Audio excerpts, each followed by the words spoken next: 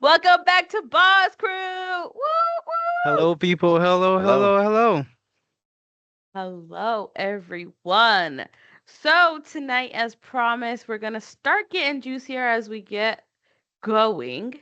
But tonight, one of our juicy subjects is SSO, which is single sign-on, versus MFA, which is multi-factor authentication. Very different, used for very different purposes, but can be used together. SSO is more for simplicity and it's quicker, whereas MFA is for security. Very, very different aspects of where and when these two are used.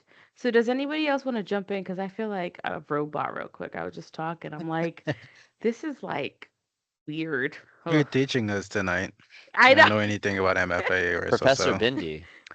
Listen, Oh, listen. I'll jump in here um, with MFA. And I think people should think about it. You think of logging on to your bank account, especially since we all are using our phones nowadays for everything. Our phones have become our new traveling companion. Our computer, our navigation system. Oh my God, I just said that, and I feel like I could digress so quick on the phone when I said navigation system because I'm just thinking about the TomTom that you would put in your car and it directs you. See, that quick. And I just revealed my age with that one. And then I had to get the Sirius XM put in because I had to put the antenna up on. Let's see, I'm going there again. Stop! Y'all can stop me anytime now. Y'all don't have to let me keep Yeah, going. No, I was gonna let you digress keep a little bit going, more. actually. Yeah. Keep We're getting a digress, history lesson now. go. Uh, Yeah, right. so no, but yeah, as we all are carrying our phones and we can do so much on it and even banking with it. Your multi-factor authentication is something that one is going to use when logging into your phone. I think about uh, something you are, right? So I scan my face and something I know, put in my passcode. Um, and that's one aspect of it. I know Mhm. Microsoft uses one as well to help you be able to log into all your accounts and secure that password. Where you could also set up a multi-factor authentication with them as well. So it's definitely a more secure. Well, there's also been some arguments lately about if it's more secure and if we should move away from that. That also is another question.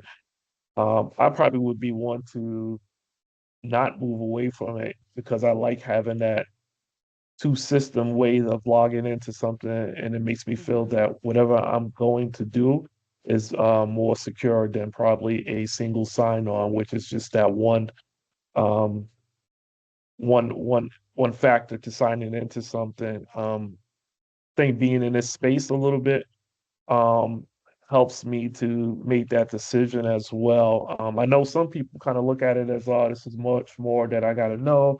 I got to remember. Now I got to write this down. But when thinking about the security aspect of it, I'm definitely more on a multi-factor authentication mode than a single sign-on. Now, probably for work, is to be able to Mhm. sign into that computer, because who wants to have to be doing two forms of signing in to get on your computer at work, Yes. considering that you don't really want to be there signing on it.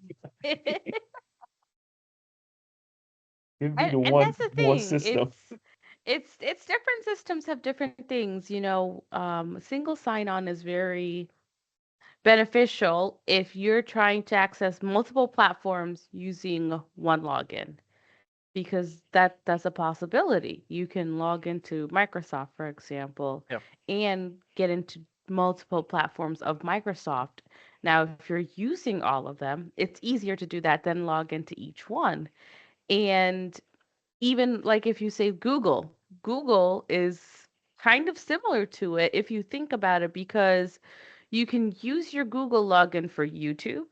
You can use your Google login for some doctors' sites. You can use your Google. So it's so wide range. So if you only have to use one login for multiple platforms, now it's not used per se that way, but it's that type of concept. If you log in once and you have access to everything. But I think the MFA, on the other hand, is more secure because you need to have that second step before you can log in. That kind of protects you a little more. So I do agree with Taiwo there. I definitely do too. For some fun stats, actually, 64% of all Americans last year used mobile banking. So and Oh, that's between tablets and mobile phones. We always forget that too. Some Mm, people, are in public places and use different types of devices. But for MFA, I would definitely say it's more traditional to stay with that, mm-hmm, especially how vulnerable things are and how exposed you can be. Having that second mm-hmm, layer of protection is very, very useful. So, especially for banking, like Taiwo said, and how digital everything is nowadays, anyways, I think it's way more beneficial. Just because if people are leaning on, single sign-on, it does show for the stats. This is just based on what I pulled. It says 43% of users that do have single sign-on passwords traditionally have too common or higher risk of being hacked, meaning not enough to have the password where it's expansive enough to keep someone out, meaning family member, dog name, common numbers, sequence of mm-hmm, certain things that are more typical. So if you have that option, I would go with it. It's mm-hmm, just it's there. Most big banks have that technology. I know PayPal's integrated very well and other various apps too mm-hmm, definitely have that layer. Um, if we are going to look at it from more of a business perspective, I mean, most companies sometimes, if depending on the level of the severity of what they're dealing with, will use single sign-on. That's very traditional for base level stuff like entering passwords into the computer when you sign in at the office. And they might integrate MFA into that with fingerprint scanning, depending on the higher levels of clearancy too. So having both is a beautiful benefit. So they each have their own sectors in itself, but I think it's worth it just to mash them both up just in case. mm-hmm, yeah, I totally agree. I mean, there's no way that someone doesn't agree with having the multi-factor authentication. Like, why would you not like want your stuff secured as much as possible? You mm-hmm, know, it's just the only thing is about like, what do you wanna secure that much? Like, mm-hmm, if it's something like the example that Lorenzo just gave, like, you're at work, you can only use the facility's computer. You have access to simple apps. You don't have access to anything crucial. mm-hmm, Hey, listen, you as long as you can log in on the computer, you have access to all the apps, so you can get your work done, right? Now depends on your level of clearance and the type of files or apps that you have access to. Maybe we want some more security there. Listen, because it's possible that someone is able to get your password and log in your computer, but if they have to get into your if we're using a Microsoft environment and they can get access to let's say for a car rental company or to an app that actually gives you access to find cars, rental cars out there, ping them, find their GPS location, have access to mm-hmm, lock the car, to take control of the car and all of that.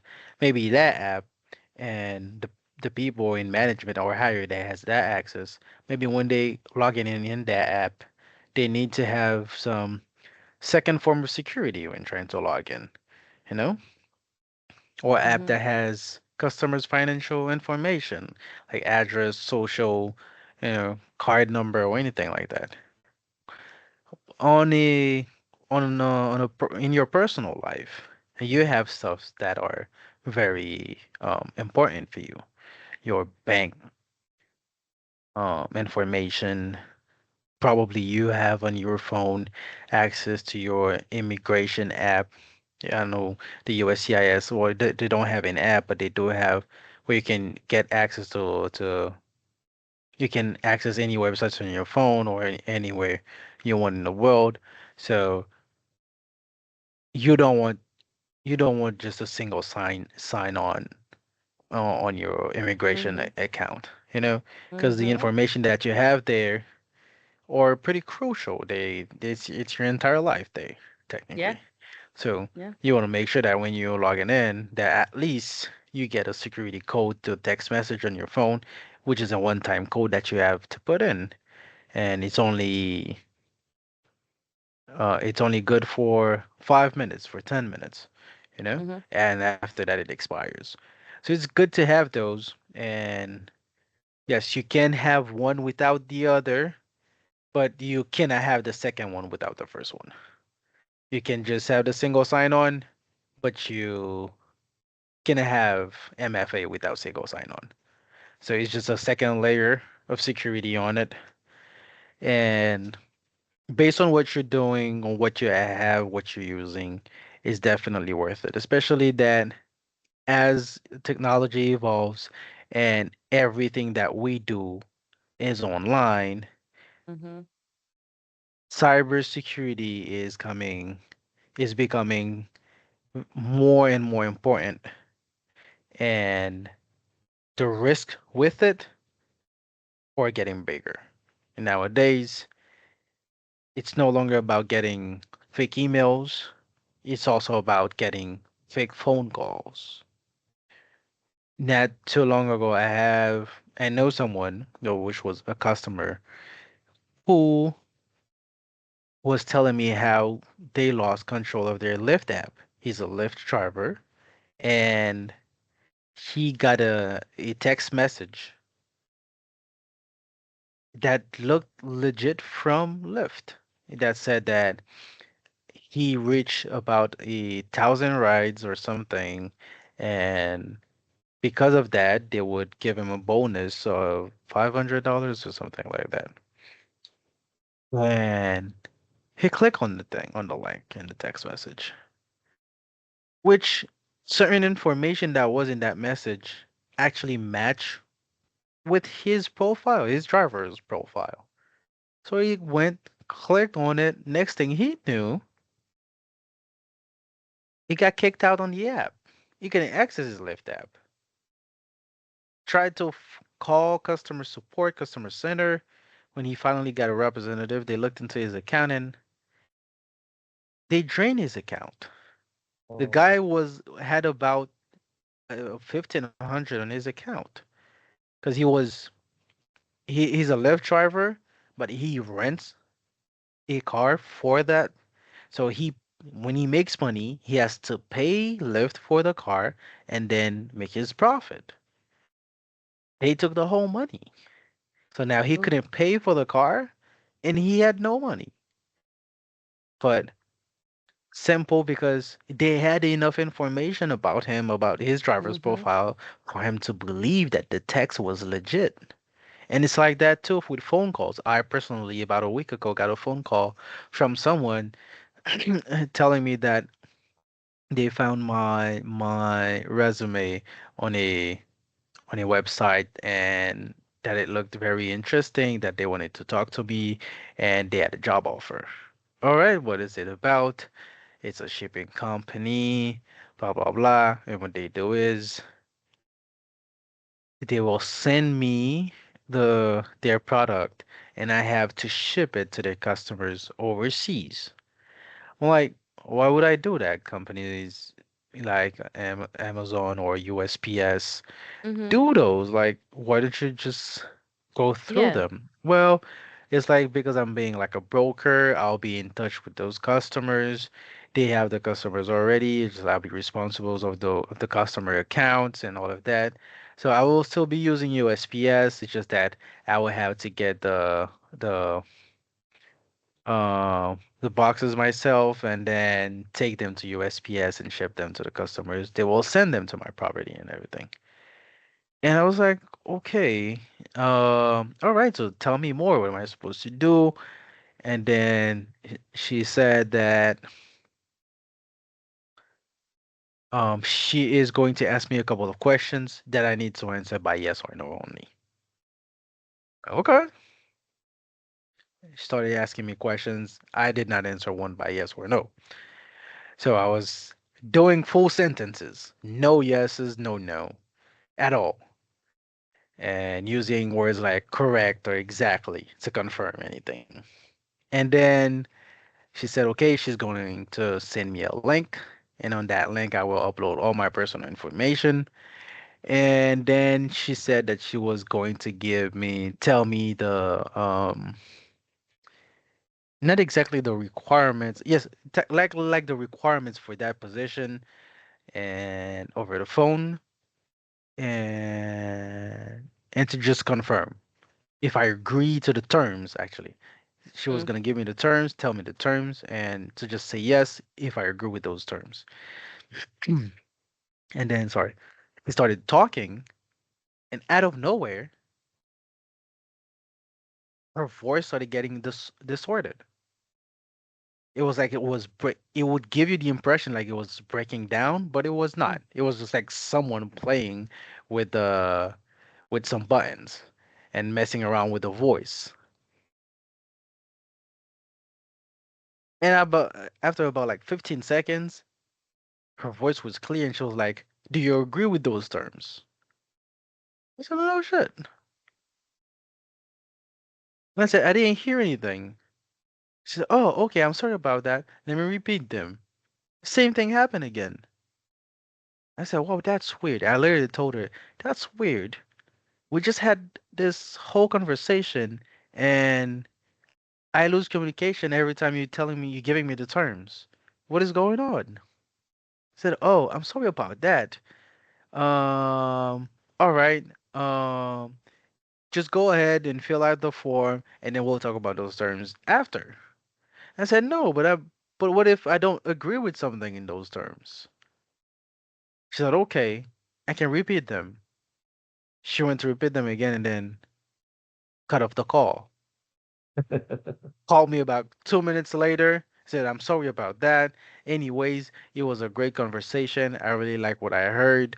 You sound like a great candidate for us. So just go ahead and follow up with the link that I sent you, and then we can go from there." Mhm. I sat down and I was like, my goodness. First off, I can't tell you if it was a real woman or if it was AI. Second, my resume was actually on the website, the career website where she said she found it. So she has my first and last name and my phone number, which tells you how much your information are exposed out there. And then she actually made a real case about it. And the Mhm. name of the company, when I looked it up, there was just enough information on a random Facebook page and LinkedIn page, you know, and a fake website. When you click on the website, there's nothing there. And when you check out the Facebook or the LinkedIn, there was just one post. But on LinkedIn, they had many followers. They had over 1,000 followers, and LinkedIn metrics showed that the company was a company with 50 to 100 people. So just enough to make you doubt it, but Mhm. at the same time, people will actually believe and put their information in that form and submit it. Next thing they know, they're living a second life that they don't know about. Mhm. Yeah, listen, next thing you know, they have your social, they have your address, you have your phone number. They can spoof that number. That's one thing I heard too. So where people actually um take your phone line. That happened to two influencers that I know on X now or Twitter account, Twitter, where they lost control of their X account because someone actually tampered with their phone line. They got the phone line and then Wow. took over their X account. They had to literally get a whole new phone number, and everything. So it is very important that you protect yourself. Yeah. So now that person was able to get my information like that, and imagine that next thing I know, that person is able to connect in in your bank on your bank Mhm. account, and Mhm. then you getting text messages from Chase saying that thank you for sending $2,000 or whatever you have on that account to such and such in Ukraine. You're gonna be out of there. But if Mhm. you have multi-factor authentication on your account, Chase will send you a text message saying, "Hey, this is your one-time code." And then under that code, it will say, if it was not you that requested it, do not send it to anybody and to let them Mhm. know. Oh, Mhm. So Yep. yeah, oh, protect yourself. yeah, for It's sure. it's so important, and it's every little step is a big stride in your favor when it comes to cybersecurity and protecting yourself, whether it's an individual or a company. It all little things, just the details. Details are so important. There's this guy that keeps calling my sister's phone, so today I answered and I told him that if he calls again, I'm going to bury him. I'm so mad. This guy's like, "Oh yeah, you could get a low interest rate." I'm like, "What are you even talking about? Like, I don't care. Stop calling me." Same person calls, different phone number every Every time. day. And I'm just like, "All right, you know what? How about this? Meet me at the cemetery. I'll bury you there." He's Well, not talking gonna. about that loan interest. Sorry about that, Lorenzo. No, I When you're was talking gonna about joke and that say loan he was not gonna meet interest, the quota for the month, I guess. That's why. Okay. I that was trying to bank it. He's trying to get that bonus though. Um, Yeah. I know people that kept getting phone calls about their Medicare or Medicaid. Mhm. There's something out there where they actually get the phone call and someone is like, "Hey, listen, there's this new thing about your Medicare or Medicaid. Do you want to do?" I haven't heard the whole pitch, Mm. but that happened to my manager. That happened to a friend Mhm. of mine. They were actually next to me, picked up the phone, and then the first thing the person says, "Do you know that there's an update in your Medicaid plan or whatever?" And then before the person says anything else, they hung up. But so there's Mhm. something like that going around just in case. Mm. Mm. Be careful, guys. Be careful. Be safe. Oof. Yeah, you better be safe out there. Just don't Technology can be your best friend and your worst enemy right now. your worst Yeah. nightmare. Nightmare. That I agree. listen, okay? Sweetest dream and worst nightmare. Let's do that. There we go. Now imagine that a guy is able to take your picture of you on Facebook, right? Then use AI to recreate some ID picture, Mhm. create a fake ID, and then Mhm. apply for credit card or loans. Mhm. People, There was a I think it was somebody from SpaceX, Station X, I think on that site. I think he showed an example of someone creating a passport with someone's picture that they just took from, I think it might have been off of LinkedIn or Facebook. But I think the only difference, it didn't have the watermark. mm, Um, it didn't, this particular one, it didn't have the watermark. But then somebody had posted and said that that was the only thing that was missing. But with AI, it can help you create that watermark to show It's to take so, authentic. yeah, yeah, yeah. So yeah, with a little bit of work, it's doable. Um, again, I don't know how do we protect ourselves from some of these things. I don't know how we protect ourselves because it's coming even more advanced. Um, yeah, yeah, it's. I think we're all going to be wearing those Google, those Ray-Ban glasses. Ooh, be able to. Is it really you, Christian? Mhm. Authenticate? Yes. Lorenzo. Oh, that's not Lorenzo right there. That's a deep Yeah, fake. Yes, we're gonna keep on walking past you guys. yeah. Listen.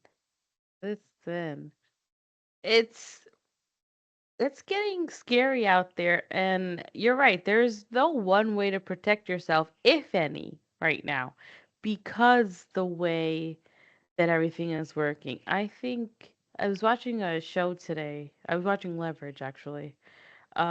And there was this episode about this elderly person who lost the power of attorney that she had from somebody else, and somebody took it over and basically proved that she was senile, had a bad judge in the pocket, and this guy started taking everything from her house, selling it off, and then said that he's gonna sell the house too.